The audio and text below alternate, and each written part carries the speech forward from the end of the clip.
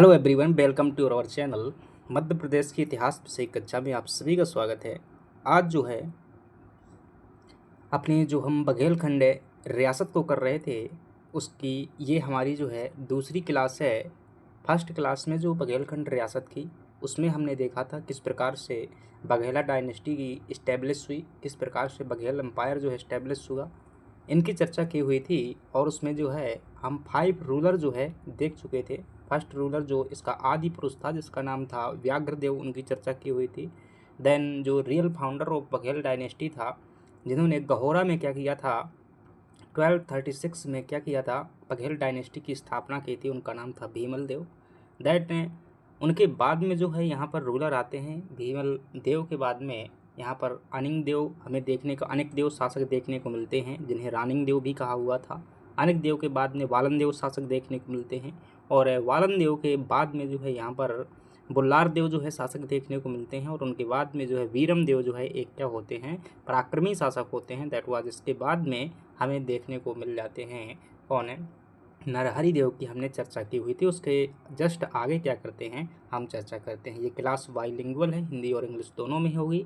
यह मध्य प्रदेश के PCS exam mains को ध्यान में रखते हुए अन्य सभी एग्जाम एमपी पुलिस एसआई इन सभी एग्जामों को ध्यान में रखते हुए मध्य प्रदेश के इतिहास को जीरो टू हीरो इसमें क्या किया गया है, कवर किया गया है। चलिएगा चर्चा करते हैं। Political and diplomatic history of Baghelkhand रियासत की हम चर्चा करते हैं। थोड़ा सा हम यहाँ पर इनकी ये कूटनीति या फिर या भौगोलिक लोकेशन को इसमें समझते हैं सबसे पहले।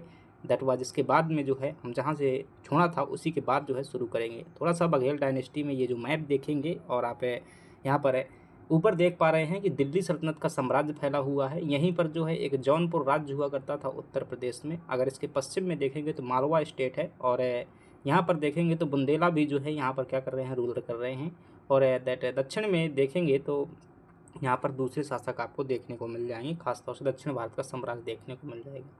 दूसरी बात देखेंगे, बघेलखंड डायनेस्टी जो है, बघेला डायनेस्टी है, यह जंगली एरिया था और इनके लिए काफ़ी अच्छी भौगोलिक लोकेशन थी, इसीलिए शायद जो है ज़्यादा यहाँ पर अटैक नहीं हुए। अगर हुए भी तो उतने ज़्यादा सक्सेसफुल जो है अटैक नहीं हो पाए, इसलिए काफ़ी हद तक यह एम्पायर जो है सेफ रहा। चलिएगा इसकी हम बात करते हैं, हिस्टोरिकल बैकग्राउंड एंड जियोग्राफिकल थोड़ी सी महत्व की बात कर लेते हैं, सिग्निफिकेंस की बात कर लेते हैं। दैट इसके बाद जो है हम अगले अपने जहाँ से छोड़ा हुआ था वहीं से जो है आगे बढ़ेंगे। इसके पीडीएफ की अगर हम चर्चा करें, इसका जो क्लास का पीडीएफ है, ये पीडीएफ आपको जो है टेलीग्राम ग्रुप पर जो है भेज दिया जाएगा। आप वहाँ से क्या कर पाएंगे, इस पीडीएफ को जो है डाउनलोड कर पाएंगे और आप जो प्रॉपर तरीके से आंसर राइटिंग कर पाएंगे और जो लिख पाएंगे, जो आंसर लिखने के लिए देंगे वो भी आप क्या कर सकते हैं, व्हाट्सएप ग्रुप पर सेंड करके अपने आंसर चेक करवा सकते हैं और अपनी आंसर राइटिंग स्किल को जो है डेली लिख करके जो है इम्प्रूव कर सकते हैं। बिकॉज ऑफ सिलेक्शन का ओनली और ओनली जो रास्ता है वो है आपका आंसर राइटिंग। एमपीपीएससी में फाइनल सिलेक्शन तभी ले सकते हो जब आपकी आंसर राइटिंग एक जो है एडवांस लेवल पर चली जाएगी। ध्यान रखना, सामान्य तौर पर आंसर राइटिंग बनने से भी आप सिलेक्शन नहीं ले सकते हो, इस बात को याद रखिएगा। इसलिए आंसर राइटिंग आपके लिए एमपीपीएससी या फिर कोई भी सिविल सर्विस एग्जाम हो, आप अगर अधिकारी बनना चाहते हैं, आंसर राइटिंग मस्ट है। इसे डेली करना होगा, भले ही आप जो है 1 या 2 उत्तर लिखें, आपको करना ही होगा, क्योंकि इससे जो है एक आपकी टाइम जो है मैनेजमेंट होता है, स्पीड होती है, राइटिंग लिखने का तरीका, बहुत कुछ जो है चीज़ें लगती हैं। और आप जो है प्रीलिम्स के बाद कभी भी आंसर राइट को जो है आंसर राइटिंग उस लेवल तक नहीं पहुंचा सकते जहां पर जो है क्या होता है, सिलेक्शन होता है। देखिएगा थोड़ी सी देखेंगे, भौगोलिक सुदृढ़ता देखेंगे। ये इसलिए जो है हम चर्चा कर रहे हैं ताकि आप बघेल जो रियासत है इसके महत्व को समझ सकें। भौगोलिक सुदृढ़ता देखेंगे, बघेल राज्य जो है विंध्य पर्वत श्रृंखलाओं और घने जंगलों, दलदली क्षेत्रों से घिरा था, जिसने इसे प्राकृतिक क्या किया, सुरक्षा प्रदान किया। जियोग्राफिकल स्ट्रेंथ है, यानी कि इसकी क्षमता देखेंगे, the Baghel state was surrounded by the Vindhya mountain range, dense forest घने जंगल, एंड जो है स्वैम्पी एरियाज दलदली भूमि, provided in the natural defence जो है इसे क्या किया, जो है प्रदान किया। सामरिक स्थिति देखेंगे, अवस्थिति देखेंगे, यानी कि रणनीतिक दृष्टि से भी इम्पोर्टेंट है। स्ट्रेटजिक लोकेशन देखेंगे तो उत्तर भारत और दक्षिण के बीच में स्थित होने के कारण यह साम्राज्यों के लिए सामरिक रूप से क्या था, महत्वपूर्ण था। Situated between the north India and south India, it was strategically circular for the empires. और आर्थिक महत्व देखेंगे, इकोनॉमिकल जो है इम्पोर्टेंस देखेंगे तो बांधवगढ़ उस समय हाथियों के क्रय विक्रय की जो है सबसे बड़ी जो है बाजार था। Bandhavgarh was the largest market for the trade off elephant at that time, which attacked the जो है सुल्तान ऑफ मालवा, और इसी कारण जो है जिसने मालवा के सुल्तानों को क्या किया था, यहाँ पर जो है अटैच्ड किया था, यानी कि आकर्षित किया हुआ था। और हम जो है पिछली क्लास में देखा भी हुआ था कि जो नरहरि देव यहाँ के क्या थे, रूलर थे, उनके समय पर जो है मालवा के सुल्तान महमूद शाह ने क्या किया था, यहाँ पर जो है आया था हाथी खरीदने के लिए, जिसमें बीच में उनका क्या हो गया था, विवाद हो गया था। मुख्य परीक्षा के लिए कीबोर्ड इन सभी को मिला करके एक कीवर्ड आप लिख सकते हैं कि यह जो है भू राजनीतिक बफर स्टेट के रूप में था, north India and south India के लिए जियोग्राफिकल बफर स्टेट के रूप में ये था, जियोपॉलिटिकल सॉरी। चलिएगा अब जो है हम बात करते हैं नरहर देव पर, जो है हमने कल जो है पिछली क्लास में चर्चा की हुई थी, थोड़ा सा और इन्हें क्या कर लेते हैं, चर्चा कर लेते हैं। तो नरिहर देव कौन थे, सक्सेसर ऑफ द जो है ये है वीरम देव, यानी कि वीरम देव के जो है उत्तराधिकारी थे, और या यूँ कह सकते हैं कि वीरम देव के जो पुत्र थे जिनका नाम था सिंहदेव, सिंहदेव ने क्या कर लिया था, गंगा में जल समाधि ले ली थी, इसलिए इनका पोता जो है नरिहर देव क्या बना था, उनका सक्सेसर बना हुआ था। नरिहर देव की जो है डिप्लोमेटिक बैलेंस देखते हैं किस प्रकार से ये जो है बैलेंस करते हैं अपने आप को। और आपने पिछली क्लास में देखा था कि जो बीरम देव रूलर हुए थे, कौन हुए थे, बीरम देव जो है इसके शासक हुए थे, और उन्होंने क्या किया था, सरकी डायनेस्टी जो कि जौनपुर में जो रूल कर रही थी, उनसे क्या किया था, फ्रेंडशिप की हुई थी, किनने, बघेल डायनेस्टी ने। तो सरकी वंश से मित्रता, ये जो है मित्रता इनके दादाजी ने की हुई थी, यानी कि बीरम देव ने की हुई थी। तो नरिहर देव ने जौनपुर के सरकी शासकों, खासतौर से हुसैन शाह के साथ अपने पिता द्वारा स्थापित मित्रता को जो क्या रखा, बनाए रखा, और इन्होंने जो है friendship with Sharqi dynasty, Narhar Dev maintained the friendship established by the father with the Sharqi ruler of Jaunpur Hussain Shah Sharqi. तो हुसैन शाह सरकी से जो मित्रता बनी हुई थी उसको क्या रखा, जारी रखा। इस बात से क्या हो जाएगा, गड़बड़ हो जाएगा, क्या हो जाएगा, इन्होंने जो है बघेल डायनेस्टी ने क्या किया, सरकी डायनेस्टी से जो है मित्रता की, ये मालवा के सुल्तान के लिए क्या हो जाएगी, दिक्कत वाली बात हो जाएगी, सॉरी मालवा के लिए, दिल्ली सल्तनत के लिए जो है दिक्कत वाली बात हो जाएगी। अभी क्यों हो जाएगी उसकी बात करेंगे। मालवा से विवाद, मालवा के जो है महमूद खिलजी और सरकी शासकों के बीच जो है कालपी को लेकर प्रतिद्वंदा थी, जिससे नरहर देव ने सरकियों का क्या दिया, साथ दिया। बघेल खंड के जो शासक थे जिनका नाम था क्या, नरहरि देव, और इन्होंने क्या किया कि कालपी जो है एक राज्य पड़ता है, क्या पड़ता है कि डिस्प्यूट विथ मालवा, देखिएगा, there was a rivalry over Kalpi, Kalpi ठीक है, कालपी बिटवीन मोहम्मद खिलजी ऑफ मालवा, ये शासक कौन है, मालवा के शासक है मोहम्मद खिलजी, महमूद खिलजी सॉरी, और सरकी डायनेस्टी के जो शासक हैं वो हैं आपके हुसैन शाह सरकी। चूँकि मालवा के शासक महमूद शाह और जो है जौनपुर के शासक, इन दोनों के बीच में क्या था, टेंशन था, और जौनपुर के शासक ने क्या किया, कालपी को जीतने के लिए जो अभियान किया, उस अभियान में बघेलखंड के शासक जिनका नाम था नरिहर देव, किसका जो है साथ दिया, सरकी डायनेस्टी का साथ दिया। इसलिए क्या हो जाएगी, इनकी ऑटोमेटिक जो है थोड़ी सी तनाव हो जाएगा मालवा से। मालवा के महमूद खिलजी और सरकी शासकों के बीच जो है कालपी को लेकर प्रतिद्वंदा थी, जिसमें नरहरि देव ने क्या किया, सरकियों का जो है साथ दिया। और सरकी कहाँ के शासक थे, यह शासक थे आपके जौनपुर के जो है शासक थे। अब आगे देखिएगा, हाथियों का व्यापार। महमूद खिलजी हाथी खरीदने जो है कहाँ पर आता है, बांधवगढ़ आया। विवाद होने पर वह सरगुजा छत्तीसगढ़ की ओर चला गया। ठीक है, महमूद खिलजी कौन है, ठीक है, महमूद खिलजी कौन है, महमूद खिलजी जो है ये मालवा का शासक है। कहाँ का शासक है, मालवा का शासक है। तो कहने का आशय ये है कि नरहरि देव के समय पर क्या हुआ, मालवा से जो है इनकी क्या हो जाती है, बघेलों की प्रतिद्वंदिता हो जाती है। क्यों, क्योंकि पहली बात तो जो है इनकी जौनपुर राज्य से जो क्या थी, लड़ाई थी किनकी, मालवा के शासक की, और जौनपुर राज्य से लड़ाई थी, मतलब कि मालवा का जो है जौनपुर क्या है, शत्रु है, और शत्रु का क्या कर रहा है, नरहरि देव ने जो है शत्रुओं का साथ दिया, इसलिए थोड़ा सा डिबेट हो गया। और हाथी खरीदने के लिए कौन, मालवा का शासक जब बघेलखंड में आता है तो कुछ मूल्य को लेकर के इनमें विवाद होता है, तो फिर जो है वो गुस्सा से चला जाता है। तो अर्थात मालवा और बघेलखंड के मध्य में क्या हो जाती है, यहाँ पर जो है डिस्प्यूट शुरू हो जाता है। महमूद खिलजी कैम टू बघेल, बांधवगढ़ है, Bandhavgarh two by elephant upon a dispute he moved toward Surguja, Surguja जो छत्तीसगढ़ में पड़ता है, वहाँ से हाथी न खरीद करके बघेल राज्य से छत्तीसगढ़ की ओर चला जाता है। प्रभाव जो है, इसने बघेल मालवा के बीच जो दीर्घकालिक शत्रुता को क्या कर दिया, जन्म दिया, और इसकी जानकारी है मासिर महमूद शाही ग्रंथ में देखने को मिलती है। This gave rise to a long term enmity between Baghel and Malwa mention in Masir Mohammad Mahmud Shahi. तो कुल मिलाकर के निष्कर्ष ये निकलता है मैं अगर 2 शब्दों में यहाँ पर बात करूँ कि जो मालवा के शासक हुए जिनका नाम था नरहरि देव, क्या था, मालवा के शासक है नरहरि देव। इन्होंने तो एक तो क्या किया, फ्रेंडशिप किया, और फ्रेंडशिप कहाँ से किया, जौनपुर राज्य से फ्रेंडशिप को जारी रखा। और दूसरी बात जो है, इन्होंने जो अपनी मतलब दुश्मनी या लड़ाई की तो मालवा राज्य से इनसे क्या हो गए, इनके डिबेट हो गए, यानी कि लड़ाई हो गई। तो ये 2 बातें ध्यान रखिएगा नरहरि देव के समय पर। चलिएगा आगे बढ़ जाते हैं। नरहरि देव के जो उत्तराधिकारी होते हैं Bhaid Chandra, so it is important ruler of Baghel dynasty, याद रखिएगा। इनके समय पर क्या होता है, बघेल लोधी संघर्ष जो है शुरू होता है, बघेल लोधी जो है कॉन्फ्लिक्ट शुरू होता है। लोधी कौन है, तो लोधी ध्यान रखिएगा दिल्ली सल्तनत के वाले लोधी हैं। कौन है, दिल्ली सल्तनत के लोधी हैं। और इस समय पर जो शासक है वो कौन है, बहलोल लोधी, रूलर ऑफ दिल्ली सल्तनत। ठीक है, तो दिल्ली सल्तनत का जो शासक है इस समय पर वो कौन है, बहलोल लोधी है। और यहाँ पर कौन है, बघेलखंड में भैद चंद्र है। क्या लड़ाई होती है, चलिएगा हम इनको जो है समझते हैं।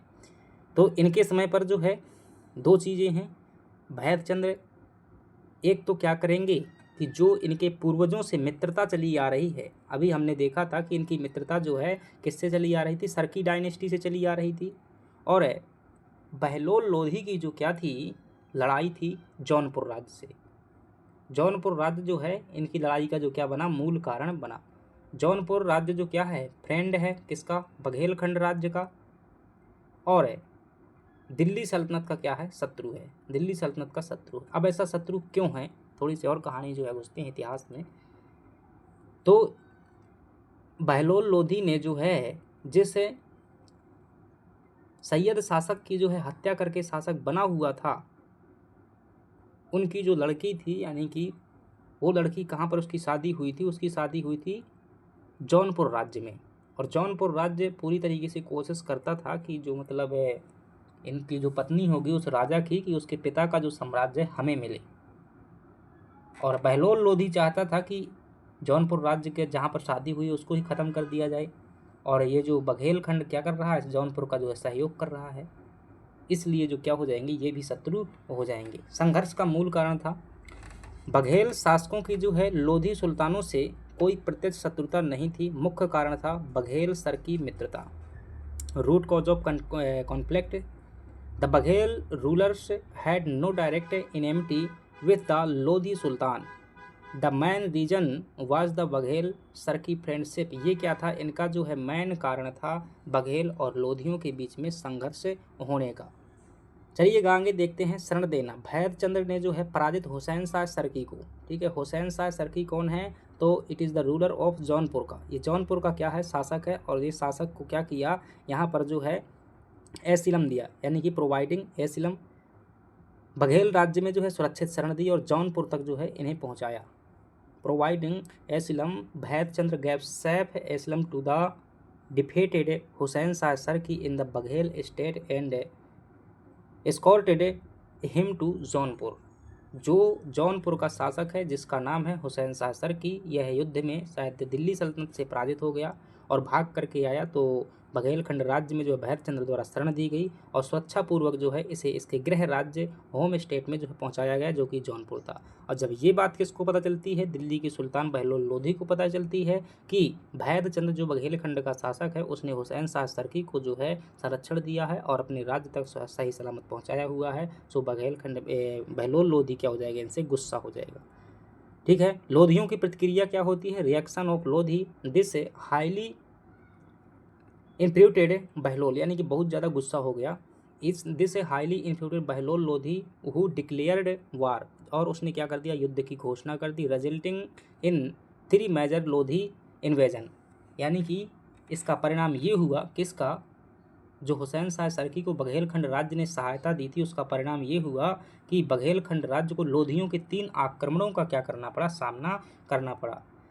इससे जो है बहलोल लोधी क्या हुआ, अत्यंत क्रोधित हुआ और उसने युद्ध की घोषणा कर दी, जिसके परिणाम स्वरूप 3 प्रमुख लोधी आक्रमण हुए। वो कौन कौन से जो है 3 प्रमुख लोधी आक्रमण हैं, तो यहाँ पर थोड़ी सी समकालीन प्रासंगिकता देख लीजिएगा। यह मध्यकालीन भारत में शरणार्थी संरक्षण और गठबंधन धर्म का जो है उत्कृष्ट उदाहरण है। समझ रहे हो ना, शरणार्थी संरक्षण और गठबंधन धर्म, क्योंकि जिसे हुसैन शाह सरकी को जो है संरक्षण दिया हुआ था वो क्या था, एक मुस्लिम था और जिसने संरक्षण दिया हुआ था बघेल वो क्या थे, हिंदू थे। तो गठबंधन का जो क्या है ये उत्कृष्ट उदाहरण है। This is an excellent example of refuge protection and alliance ethics in medieval India. मध्यकालीन इतिहास में जो है ऐसा बहुत कम लोगों ने किया था कि हिंदुओं को मुस्लिम को संरक्षण दिया हो। चलिएगा अब जो 3 आक्रमण देख लेते हैं ये किसके समय पर होते हैं। तो भैद चंद के समय पर जो है इम्पैक्ट ऑफ लोधी इन्वेजन, 3 आक्रमण उनको देखते हैं क्या क्या आक्रमण हुए, कब कब हुए। तो लोधियों के जो है पहला आक्रमण होता है। एक आक्रमण का मूल कारण क्या है, वो फ्रेंडशिप जो है उनकी क्या है मूल कारण है, और जो है हुसैन शाह सरकी को संरक्षण दिया जाना। सिकंदर लोधी का जो है गुस्से में क्या होता है, आक्रमण होता है। सिकंदर लोधी अटैक्ट ऑन कांते थे, तो यहाँ पर गुस्से से आक्रमण किया, परंतु परिणाम क्या निकलता है, कूटनीति से भैदचंद ने सिकंदर का क्या किया, यहाँ पर स्वागत किया, अधिकार की जो है पुष्टि हुई। मतलब कि यहाँ पर क्या कर दिया, उसका पूजा माला लेकर के स्वागत सत्कार कर दिया, आइए साहब बैठिए। और सिकंदर लोधी ने कहा चलिए ठीक है। भैदचंद्र डिप्लोमेटिकली जो है वेलकम सिकंदर राइट वेयर जो है कन्फर्म, उनके अधिकार का भी जो है राज्य अधिकार का भी क्या हो गया, मतलब यहाँ पर प्रूव्ड हो गया। द्वितीय युद्ध होता है इनका, पहले युद्ध में कोई परिणाम नहीं हुआ, यानी कि कूटनीति से उसने स्वागत कर दिया। दूसरा युद्ध होता है 1494 में जो है खान घाटी में जो है सिकंदर लोधी का भयानक आक्रमण होता है। ठीक है, fires attack by Sikandar Lodhi at Khan Ghati. Khan घाटी जो है ये बघेलों के अधिकार क्षेत्र में था, यहाँ पर आक्रमण करता है। और यहाँ पर जो है भैदचंद्र का जो सेनापति था यानी कि पुत्र ही था वीर सिंह देव ने जो है क्या किया, लोधी सेना को क्या कर दिया, यहाँ पर पराजित कर दिया। सिकंदर जो है मार्ग भटक गया। तो वीर सिंह देव डिफेटेड द लोधी आर्मी और सिकंदर लॉस्ट हिज वे, अपना रास्ता भी क्या हो भटक गया। तो कुल मिलाकर के दूसरा जो युद्ध हुआ इसमें जो है लोधी को जो है दिल्ली के लोधियों को क्या करना पड़ा, यहाँ पर मार खानी पड़ी। तीसरा जो युद्ध हुआ इसमें जो है बांधवगढ़ को क्या कर लिया गया, घेर लिया गया। और बांधवगढ़ क्या है, बघेलों की जो है ये क्या होती थी, मतलब प्रमुख किला होता था। तो सीज ऑफ बघेलखंड फोर्ट, घने जंगल और दलदल के कारण जो है घेरा क्या होता है, विफल हो जाता है। वापसी में लोधी सेना ने राज्य को जो है तहस नहस कर दिया। Siege failed due to dense forest, तो घने जंगलों के कारण जो है ये जो है इनका आक्रमण सफल नहीं होता है, परंतु जो राज्य मिला उन्हें वापसी में तो उस पर जो है काफ़ी नुकसान कर दिया। तो ये जो है 3 आक्रमण किसके समय पर होते हैं, भैदचंद्र के समय पर होते हैं, जिनमें जो है कह सकते हैं लोधी सुल्तानों को जो है बघेलखंड पर सफलता नहीं मिली। एक में जहां उन्होंने कूटनीति का परिचय दिया, दूसरे में जो है वीर सिंह देव ने लोधी आर्मी को क्या कर दिया, डिफेटेड कर दिया। और तीसरे में जो है घने जंगल के कारण भी क्या है वो अपना युद्ध नहीं जीत पाए। निष्कर्ष क्या निकलता है, भौगोलिक बाधाओं, ठीक है, जियोग्राफिकल बैरियर्स, फॉरेस्ट और स्वैम्प यानी कि दलदल और जंगल के कारण जो है केप्ट बांधवगढ़ इनविंसिबल जो है, but the state suffered heavy economic loss. राज्य को जो है आर्थिक रूप से भारी घाटा उठाना पड़ा, क्योंकि उन्होंने जो है जब वापस जाते समय बड़ी मात्रा में नुकसान कर दिया था। घने जंगलों और दलदल के कारण बांधवगढ़ को जो है अजेय बनाए रखा गया, लेकिन राज्य को जो है भारी आर्थिक क्षति हुई, और यहाँ पर जो है राज्य को जो है ज़्यादा आर्थिक क्षति होती, ये परिणाम निकल करके आता है। तो यहाँ पर जो है हमने क्या देख लिया, भैदचंद्र को देखा, किसको देखा, बघेलखंड के एक राजा जो है भैदचंद्र के बारे में देखा। और भैदचंद्र के बारे में जो अगर की पॉइंट की अगर बात की जाए तो आपका क्या कह सकते हैं कि जो सरकी शासकों से इन्होंने मित्रता क्या किया, जारी रखा, और हुसैन शाह सरकी को जो है लोधियों के खिलाफ संरक्षण दिया। इसलिए लोधियों से इनकी क्या हुई, शत्रुता हुई, और लोधियों के जो है 3 आक्रमण जो है यहाँ पर देखने पड़े। और इन 3 आक्रमणों का जो है प्रभाव हुआ आर्थिक रूप से व्यापक क्षति, ये क्या हुआ, इनका प्रभाव हुआ। अगला रूलर जो बनता है बघेलखंड में उसका नाम है क्या, वीर सिंह बघेल। तो Veer Singh Baghel relation with Gond state and Mughals. अब देखिएगा यहाँ से जो है मुगलों का शासन शुरू हो जाता है बघेलों के, तो ये जो है ध्यान रखिएगा, मुगल संबंधों को जो है ध्यान रखिएगा कि मुगलों से इनके कैसे क्या संबंध रखते हैं। तो वीर सिंह बघेल ध्यान रखिएगा, शासक है, MPPSC में पूछा गया, प्रीलिम्स में प्रश्न है कि who was the capital of Veer Singh Baghel on Baghelkhand state. Baghelkhand राज्य के अंतर्गत वीर सिंह बघेल की राजधानी क्या थी, तो ध्यान रखिएगा जो गहोरा भट्टा राजधानी शुरुआत में बनाई गई थी, क्या बनाई गई थी, गहोरा बनाई गई थी। अभी तक जो है गहोरा ही क्या है, राजधानी है, अभी तक किसी ने चेंज नहीं की हुई है, उसको अभी हम देखेंगे किसने कैसे चेंज किया। देखिएगा गोंड कूटनीति सबसे पहले देखते हैं, गोंड डिप्लोमेसी, और किसकी, वीर सिंह बघेल की। अगर आपने गोंडवाना रियासत को जो है ध्यान से पढ़ा हुआ है, हमने जो है पिछली क्लासों में जो गोंडवाना रियासत पर चर्चा की थी, और हमने चर्चा की थी कि गोंडवाना में जो है एक शासक हुए जिनका नाम था क्या, अर्जुन सिंह जो है उनका नाम था। और अर्जुन सिंह के पुत्र जो है आगे चल कर के कौन हुए थे, संग्राम सिंह जो है अर्जुन सिंह के क्या हुए थे, पुत्र हुए थे, जिन्हें क्या कहा जाता है, बामन गढ़ाधिपति या अमरदास के नाम से भी जाना जाता है। और संग्राम सिंह ने क्या किया था, विद्रोह कर दिया था और विद्रोह करके राज झड़प लिया था। और ऐसे विद्रोही को जो है वीर सिंह ने क्या कर लिया था, पकड़ लिया था। बाद में वीर सिंह से माफ़ी मांगने के कारण जो है संग्राम सिंह को छोड़ दिया गया था और इनके अच्छे संबंध जो है बने हुए थे गोंडवाना स्टेट से। तो वीर सिंह ने जो है गोंड उत्तराधिकारी संग्राम शाह को शरण दी थी और क्षमा याचना के बाद उसे गोंड राज्य का शासक बनवाया था। तो Gond diplomacy, Veer Singh gave asylum the Gond heir Sangram Shah and after an apology helped him became the ruler of the Gond state. मतलब कि कुल मिलाकर के इस पॉइंट का मतलब ये है कि वीर सिंह बघेल ने जो है अपनी कूटनीति से क्या किया, वहाँ का जो शासक है उसको पहले पकड़ा और क्षमा मांगने पर छोड़ दिया। और छोड़ देने के बाद में जो उनके मध्य में मित्रतापूर्वक संबंध बन गए, क्योंकि उसका शरणार्थी रह चुका था। तो संग्राम शाह वहाँ का शासक बनता है बघेलखंड का और इनके संबंध जो है दोनों के अच्छे हो जाते हैं। तो पहला पॉइंट क्या हो जाएगा इनका, ये हो जाएगा। बाबर से संबंध कैसे थे किनके, आप कहेंगे वीर सिंह बघेल के, जो कि वीर सिंह बघेल जो है बाबर के समय पर था। बाबर ने क्या किया, खानवा के युद्ध में अटैक किया और वीर सिंह बघेल ने जो है किसका समर्थन किया, राणा सांगा का जो क्या करते हैं, वीर सिंह बघेल जो है समर्थन करते हैं। और जब राणा सांगा इस युद्ध में 1527 के जो है खानवा के युद्ध में पराजित हो जाते हैं बाबर से, तो अपना पासा पलट लिया और इन्होंने जो है बाबर के साथ में जो है खड़े हो गए, कौन, वीर सिंह बघेल। तो इस प्रकार से इन्होंने कूटनीति से क्या किया, विजेता का पहले जो है राणा सांगा का साथ और बाद में जब हारते हुए नजर आने लगे तो फिर बाबर का साथ दिया ताकि जो है उनके अटैक से जो है बचा जा सके। तो बाबर से संबंध, वीर सिंह ने खानवा के युद्ध में बाबर के विरुद्ध राणा सांगा को सैन्य सहायता दी, परंतु सांगा की पराजय के बाद में बाबर से जो है क्या कर लिया, मित्रता कर लिया, relationship with Babar.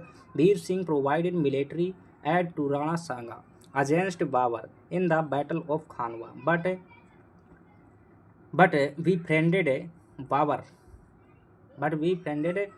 Babar after Sanga defeated. जब राणा सांगा क्या हो जाते हैं, पराजित हो जाते हैं, तो बाद में जो है मित्रता कर लेते हैं। इस बात को क्या है ध्यान रखेंगे। चलिएगा आगे बढ़ जाते हैं और आगे बढ़ कर के देखते हैं कि बघेलखंड स्टेट में जो है वीर सिंह के बाबर से ऐसे मैत्री संबंध थे, इसकी जानकारी कहाँ से मिलती है, हिस्टोरिकल एविडेंस देखेंगे। तो इन हिज ऑटोबायोग्राफी, बाबर जिसकी आत्मकथा का नाम क्या है, तुजो के बाबरी, describe Veer Singh as the master of a large kingdom. ठीक है, तो इसमें जो है तुजो के बाबरी में बाबर ने बताया हुआ है कि वीर सिंह जो है क्या किया है, उसका वर्णन किया है और बताते हैं कि master of a large kingdom, एक बड़े साम्राज्य का जो है स्वामी बताया हुआ है। बाबर ने अपनी आत्मकथा तो जो कि बाबरी में वीर सिंह को एक बड़े राज्य का जो है स्वामी बताया हुआ है। तो ये बात ध्यान रखिए। विश्लेषण देखते हैं इनका एनालिसिस है। यह वीर सिंह की राजनीतिक दूरदर्शिता को दर्शाता है, जिसने उभरती हुई मुगल शक्ति के साथ में संघर्ष की बजाय सहयोग चुना।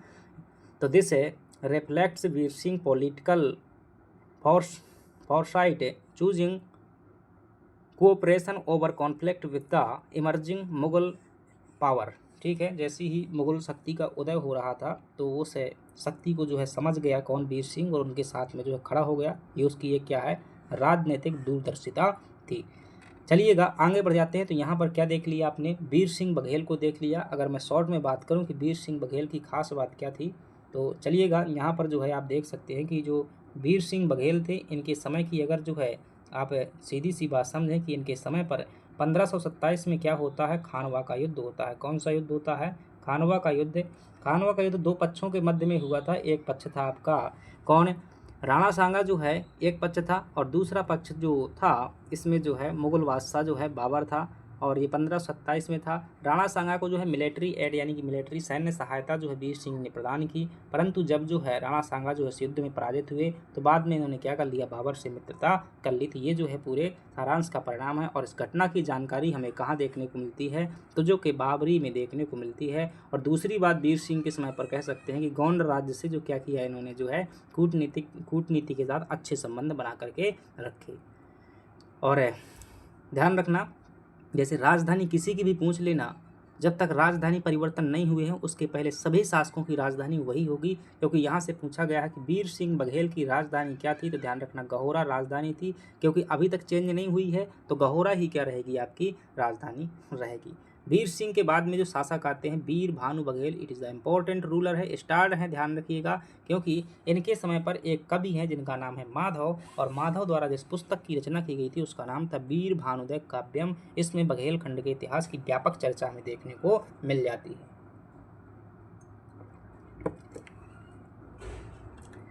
चलिएगा, वीर भानु बघेल हुमायूं और शेर शाह के समय पर जो क्या रहते हैं, ये रूलर रहते हैं, कहाँ के, बघेलखंड एम्पायर के जो है ये रूलर रहते हैं। बाबर के समय पर कौन थे, वीर सिंह, तो बासे बाबर, बासे वीर सिंह। हुमायूं शेर शाह के समय पर कौन है, वीर भानु बघेल है। हुमायूं की सहायता, वीर भानु बघेल ने क्या किया, हुमायूं की सहायता की। आप जानते हैं कि शेर शाह सूरी ने जो है हुमायूं को क्या किया था, डिफीट किया था, कौन से बैटल में, तो आप कहेंगे कि बैटल ऑफ जो कन्नौज था और बैटल ऑफ जो है ये चौसा का युद्ध था। इन दोनों युद्धों में जो है हुमायूं पराजित हुआ था। पराजित हुमायूं को जो है किसने शरण दी थी, तो वीर भानु बघेल ने जो है शरण दी हुई थी। तो वीर भानु ने चौसा के युद्ध और कन्नौज के युद्धों में हुमायूं को शेर शाह सूरी के विरुद्ध क्या किया, सैन्य सहायता प्रदान की।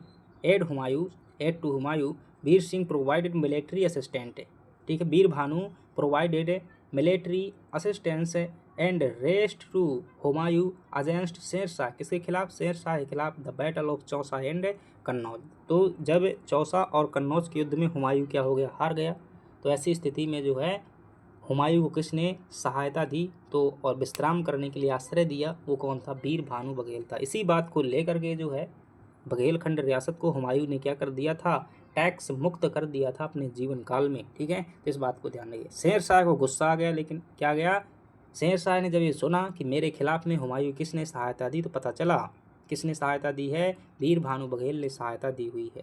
तो शेर शाह है हुमायूं की मदद से जो है क्रुद्ध होकर शेर शाह ने वीर भानु को जो दरबार में बुलाया, परंतु वह जो है कलिंजर के शासक कीरत शाह के शरण में चला गया।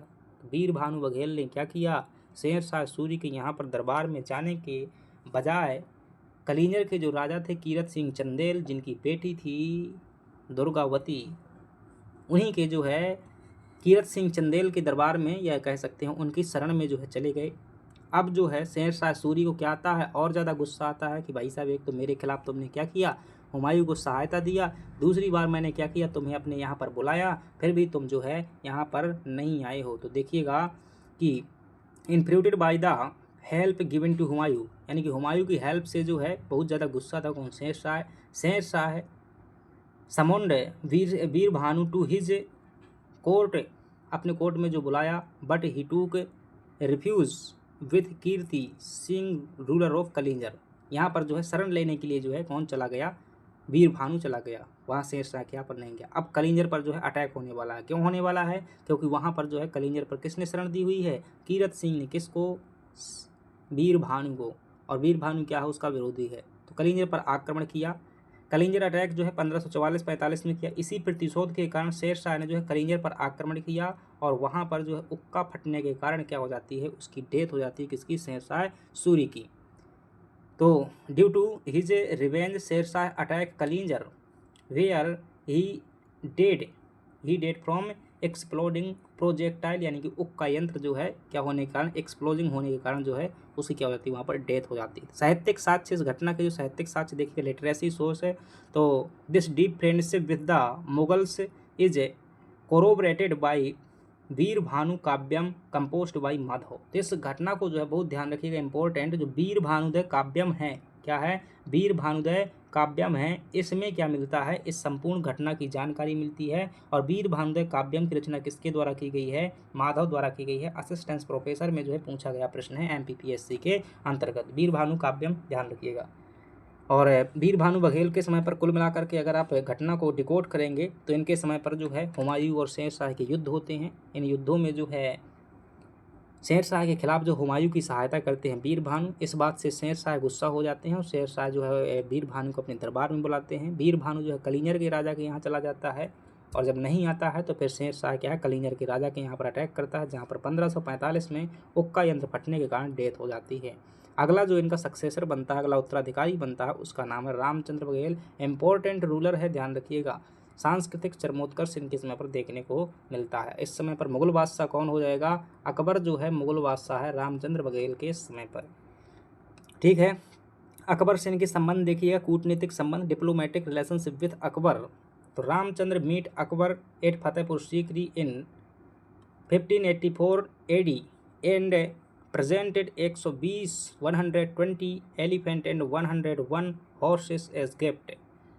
तो अकबर से अच्छे संबंध बनाने के लिए बघेलखंड के राजा रामचंद्र बघेल ने जो है फतेहपुर सीकरी में क्या किया?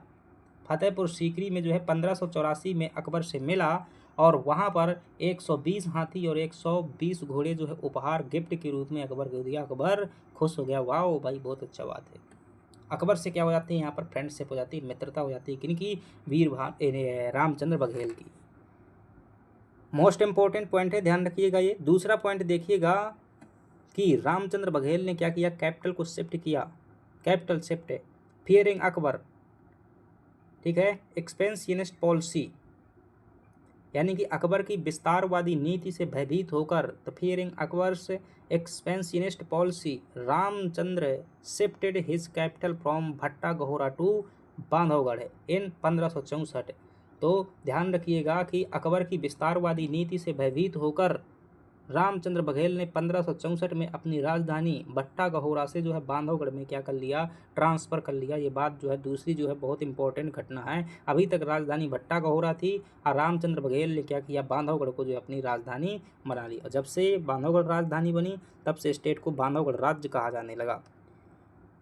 रामचंद्र बघेल के दरबार में जो संगीत सम्राट तानसेन थे, म्यूजिकल मैस्ट्रो तानसेन, प्रसिद्ध संगीतज्ञ तानसेन रामचंद्र के दरबारी थे। तो the famous musician Tansen was Ramchandra court poet, तो उसके दरबार के जो है विद्वान थे, कवि थे। 1562 में अकबर ने जलाल खां कोरची को भेजकर तानसेन को अपने नवरत्नों में जो है शामिल किया। 1562 AD अकबर सेंट जलाल खां कोरची इन इंडक्ट तानसेन इनटू हिज नवरत्न। तो ध्यान रखिएगा, सबसे पहले जो है तानसेन कहाँ पर हुआ करते थे? तो शुरुआत में जो है रीवा के राजा या बांधवगढ़ राज्य के राजा रामचंद्र बघेल के यहाँ पर रहा करते थे। अकबर ने 1562 में जो है किसको भेजा? जलाल खां कोरची को भेजा और कहा, क्या कहा? तानसेन को हमको दे दो, हमें अपने नवरत्नों में शामिल करना है। तो तानसेन यहाँ से जो है चले जाते हैं। महत्व इंपॉर्टेंट देखिएगा, मुगलों के साथ मैत्री के कारण रामचंद्र के समय बघेल राज्य जो है अकबर के सीधे हस्तक्षेप से मुक्त रहा। Due to friendship with the Mughals the Baghel state remained free from Akbar direct interference during Ramchandra time. तो रामचंद्र के समय पर जो है मुगलों से अकबर क्या रहा? रीवा राज्य सुरक्षित रहा, क्योंकि उसकी मित्रतापूर्ण संबंध थी। कितनी बातें ध्यान रखना रामचंद्र बघेल के समय पर, ध्यान रख पाओगे। अकबर से कूटनीतिक संबंध है, गिफ्ट दिया, राजधानी परिवर्तन कहाँ पर? भट्टा गहोरा से बांधवगढ़। तीसरी बात जो है संगीत सम्राट तानसेन, प्रसिद्ध जो है संगीतज्ञ तानसेन रामचंद्र के दरबार में थे और जो है अकबर के यहाँ पर चले गए जलाल खां कोरची के साथ। महत्व क्या हुआ? यह जो है राज्य मुगलों के जो है विस्तारवादी नीति से बचा रहा। आगे बढ़ जाते हैं और अब जो है यहाँ पर एक ऐसा समय आता है कि रामचंद्र के बाद में जो है अस्थिरता का दौर आ जाता है बघेलखंड स्टेट में। तो यहाँ पर शासक बनते हैं वीरभद्रदेव। कौन बनते हैं? वीरभद्रदेव। और उसके बाद शासक बनते हैं कौन? विक्रमाजीत। ठीक है, बुंदेलखंड में भी विक्रमाजीत पढ़ा हुआ था और यहाँ पर भी विक्रमाजीत है। वहाँ पर भी विक्रमाजीत ने राजधानी परिवर्तन किया था, यहाँ पर भी राजधानी परिवर्तन करेगा। तो एरा ऑफ इनस्टेबिलिटी, अस्थिरता का काल, वीरभद्रदेव एंड विक्रमाजीत सिंह। देखिएगा विक्रमजीत सिंह के समय पर अकबर अनेक्सेशन, यानी कि अकबर से जो है विद्रोह करेगा। वीरभद्रदेव अकबर ने जो है इन्हें क्या किया? राजा की पदवी दी। इन्होंने जो है कंदर्प चूड़ामणि नामक ग्रंथ लिखा। एक दुर्घटना में इनकी मृत्यु हो गई थी। ठीक है, क्या ध्यान रखोगे भाई? अकबर ने जो है रामचंद्र देव के पुत्र वीरभद्रदेव को क्या दिया? राजा की उपाधि दी और इन्हें जो है राज्य के लिए भेजा। और इन्होंने जो है अकबर के दरबार में ही शायद जो है एक पुस्तक लिखी हुई थी कंदर्प चूड़ामणि। ध्यान रखिएगा, ये प्रीलिम्स वगैरह में ऐसे क्वेश्चन आते हैं, सब्जेक्ट प्रश्न। कंदर्प चूड़ामणि की रचना किसने की थी? वीरभद्रदेव ने। और आई थिंक जहाँ तक मैं जानता हूँ पालकी रास्ते में टूट जाने के कारण इनकी जो है रास्ते में ही क्या हो जाती है? डेथ हो जाती है। अगला रूलर कौन बनता है? जिसका नाम है विक्रमाजीत सिंह। कौन है? विक्रमाजीत सिंह जो है अगला शासक बनता है। क्या खास बात है इनके समय की? देखिएगा विक्रमाजीत के समय की देखेंगे कि नाबालिग विक्रमाजीत ने जो है अकबर की अधीनता अस्वीकार की, जिसके फलस्वरूप 1597 ईस्वी में मुगलों ने बांधवगढ़ दुर्ग पर क्या कर लिया, अधिकार कर लिया। Akbar gave him the title, वो हो जाएगा भाई वीरदेव का। तो माइनर विक्रमाजीत रिजेक्टेड अकबर जो है suzerainty as a result of which Mughals captured Bandhavgarh fort in 1597। तो जब उसकी अधीनता स्वीकार करने से मना किया तो अकबर ने क्या किया, बांधवगढ़ है दुर्ग को जो है घेर लिया।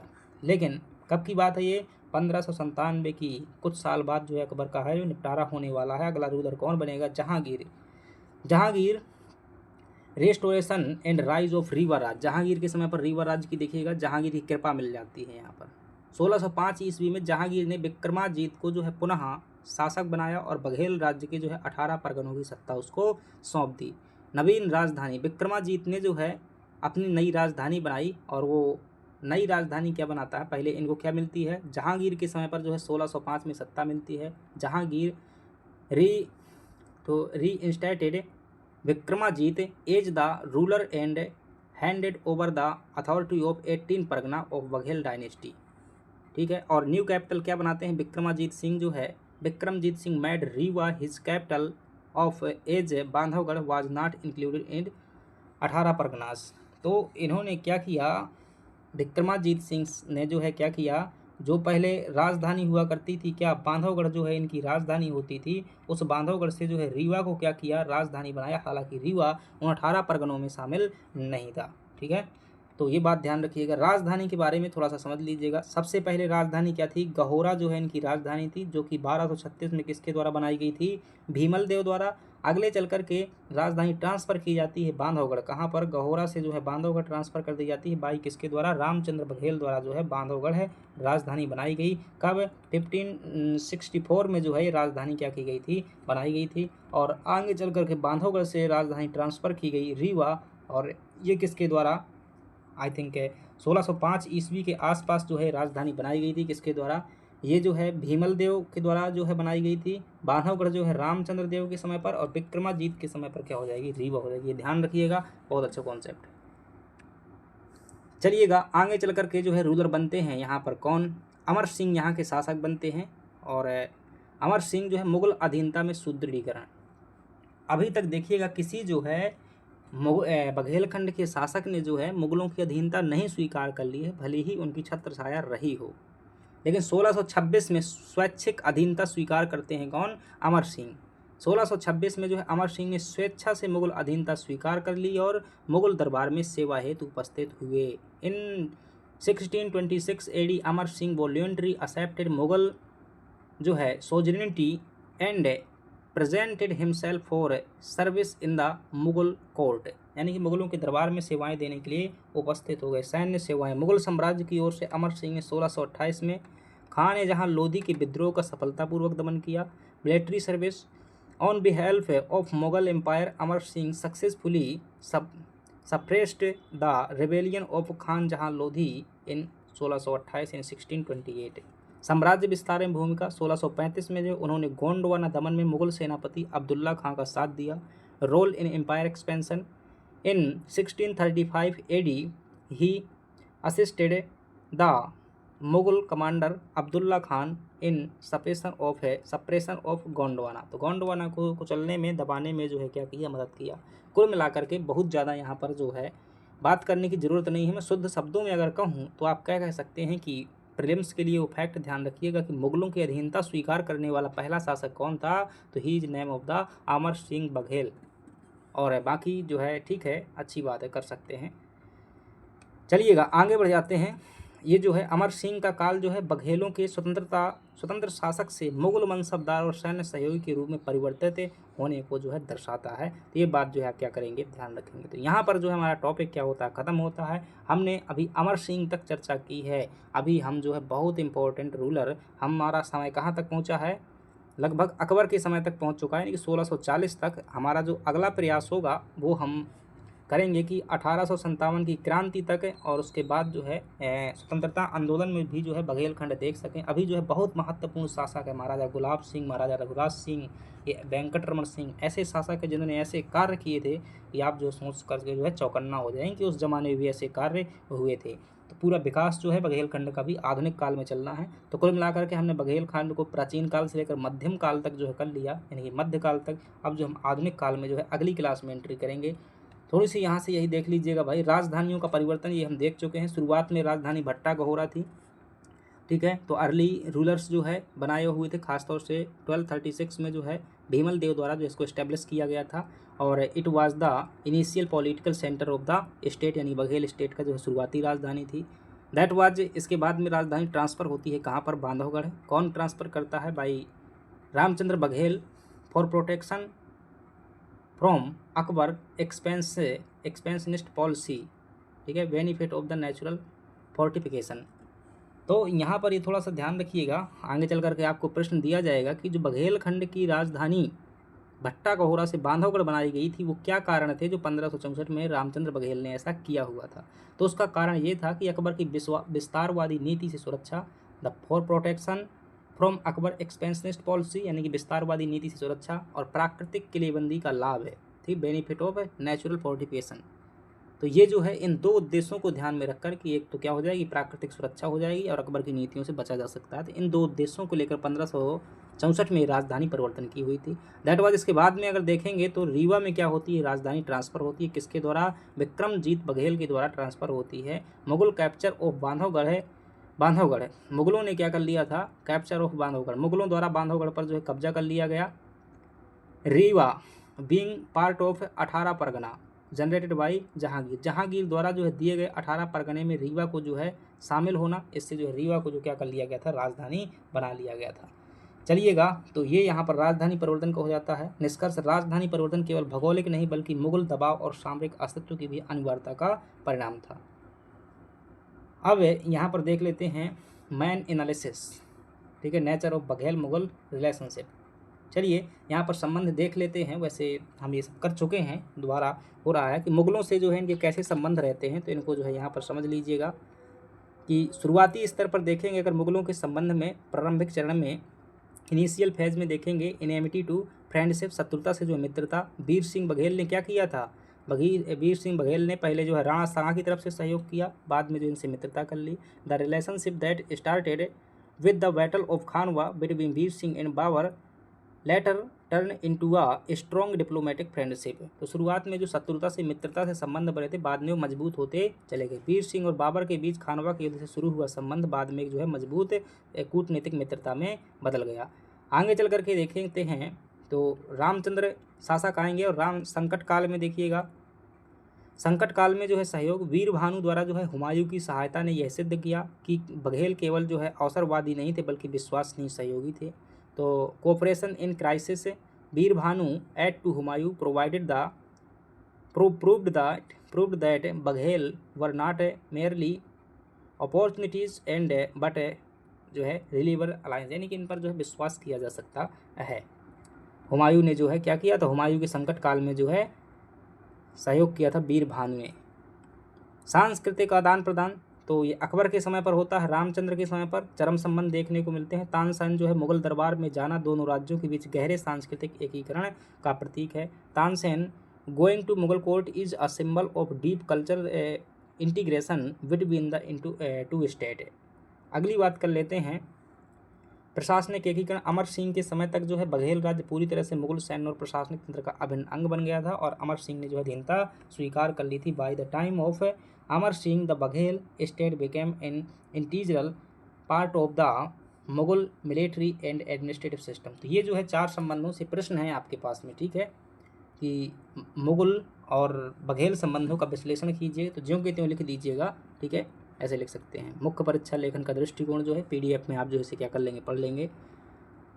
आपके जो है प्रश्न हैं ध्यान रखिएगा, 2 मार्कर में आपके प्रश्न हैं कि वीर भानुदय काव्यम का ऐतिहासिक महत्व लिखिएगा। What is the historical significance of Veer Bhanudaya Kavyam, तो बताइएगा भाई साहब किसने रचना की हुई थी? माधव द्वारा इसकी रचना की गई थी और इसमें बघेलखंड की पूरी जानकारी देखने को मिलती है, फिर चाहे वो, ठीक है, हुमायूं की घटना का संकट काल का वर्णन हो या फिर अन्य बातें हों। तो बघेलखंड की जानकारी का स्रोत है, माधव ने लिखा हुआ था, वीर भानु बघेल के समय पर लिखा गया था।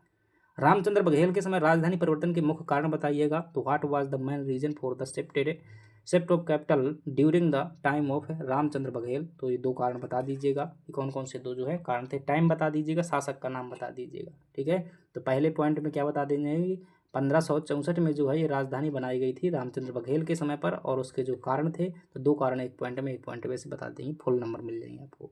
अगली बात कर लेते हैं कि 7 अंक का प्रश्न देख लेते हैं। तो बघेल लोधी संघर्ष के कारणों और उसके परिणामों का जो है आलोचनात्मक मूल्यांकन कीजिए कि जो बघेल शासकों और लोधियों के, जो दिल्ली के लोधी थे, दिल्ली सुल्तान बहलोल लोधी, सिकंदर लोधी, उनके मध्य जो है संघर्ष के क्या कारण थे, उनके क्या परिणाम हुए। 7 नंबर में जो है आपको क्या करना है, बताना है। Critical evaluate the cause and consequences of the Baghel Lodhi conflict. चलिएगा, यहाँ पर जो है अपनी क्या होती है, क्लास खत्म होती है। मिलते हैं अगली क्लास पर, और जो है आधुनिक काल में बघेलखंड रियासत को देखेंगे। क्लास पसंद आई हो तो वीडियो को लाइक कर दीजिएगा और चैनल को सब्सक्राइब जरूर कर लीजिएगा यदि आप चैनल पर नए हैं। Thank you very much.